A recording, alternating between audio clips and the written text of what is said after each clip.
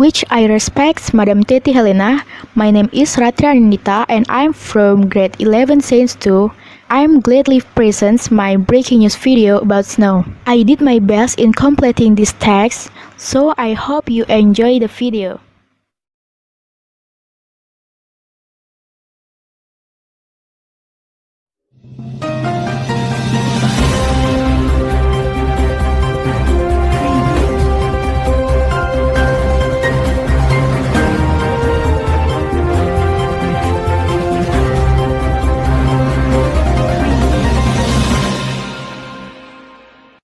Hello and welcome to ABC TV. I'm Ratri Anindita and I will accompany you in a special program called 123 Breaking News for 30 minutes forward.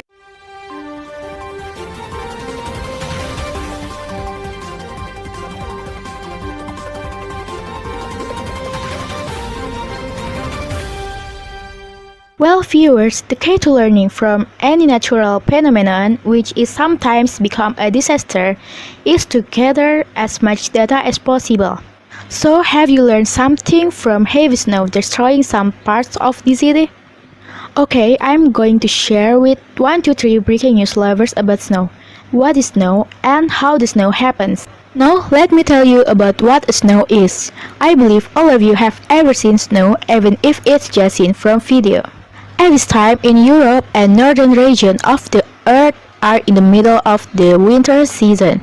One of the interesting phenomena of the winter is snow. Snow becomes interesting because of the ice crystals are so soft and white like cotton. Snow just falls in countries that have 4 seasons or in high places like Jayawijaya Mountain in Papua, Indonesia. But naturally, snow couldn't present in the tropical regions such as Indonesia. Snow is water droplets that fall from clouds.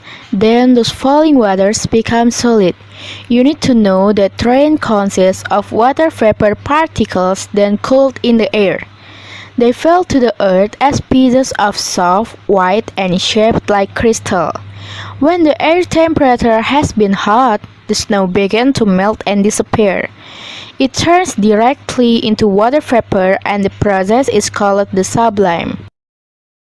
To answer how the snow happens, we can start from the water vapor in Earth's atmosphere which are assembled. A mass of water vapors cools to the point of condensation, or the temperature in which a gas turns into a liquid or solid form.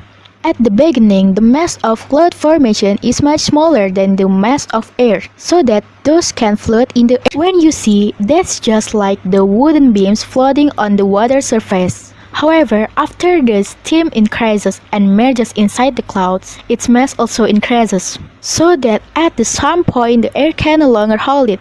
The clouds then break up and the water particles fall to the earth. The water particles that fall are the pure one. It means that the water doesn't contaminate by the other particles. Usually, the temperature below the clouds is below 0 degrees Celsius. However, the low temperature isn't enough to create the snow. When the particles of pure water are in contact with air, those main parts are contaminated by the other particles. There are certain particles to accelerate the freezing pace, so that pure water quickly becomes crystal of ice. Impurity particles to function as an accelerating phase of clothing. It also becomes an adhesive among the water vapor, so that the water particles join together with the other water particles to form larger crystal.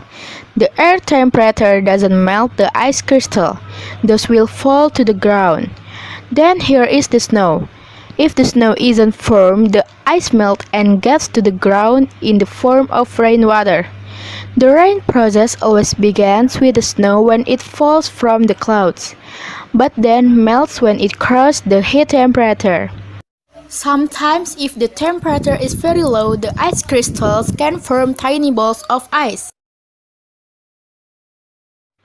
Well, viewers, I hope this 123 Breaking News program will always guide you towards getting the most from information available about each natural phenomenon. I am Ratri Anindita and all of crews of ABC TV want to say see you and goodbye.